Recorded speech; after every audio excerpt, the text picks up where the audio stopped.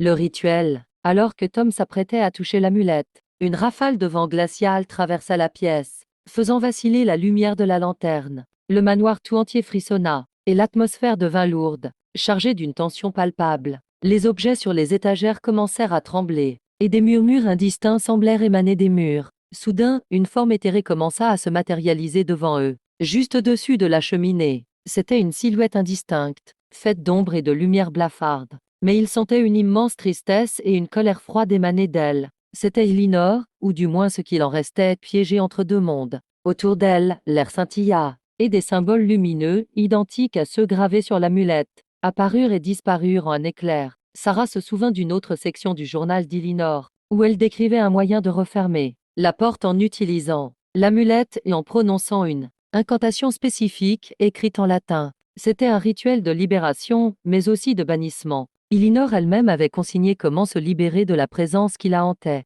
Le journal. Les mots sont dedans, cria Sarah à Tom, désignant le livre qu'ils avaient laissé dans la pièce secrète. Tom, malgré la peur, courut vers le passage caché, tandis que Sarah tenait fermement l'amulette. Sentant son pouvoir étrange vibrer dans ses mains, la présence d'Elinor se faisait plus forte, et il pouvait sentir ses mains froides tenter de les atteindre, comme si elle cherchait désespérément à les arrêter ou à les aider. Il ne savait pas. Les meubles bougeaient d'eux-mêmes, et les verres du lustre tintinabulaient violemment. Revenant en courant avec le journal, Tom ouvrit rapidement à la page que Sarah lui avait indiquée. Le texte latin était complexe, mais Sarah, qui avait étudié le latin à l'université, parvint à en déchiffrer les grandes lignes. Il fallait placer l'amulette au centre de la pièce et prononcer les mots avec intention, purifier et sceller. Alors que Sarah commençait à réciter l'incantation, sa voix tremblante au début, la forme d'Elinor devint plus agitée. Dames éclairs d'énergie bleutée jaillirent de l'amulette, se dirigeant vers la silhouette éthérée. Elinor semblait se contorsionner,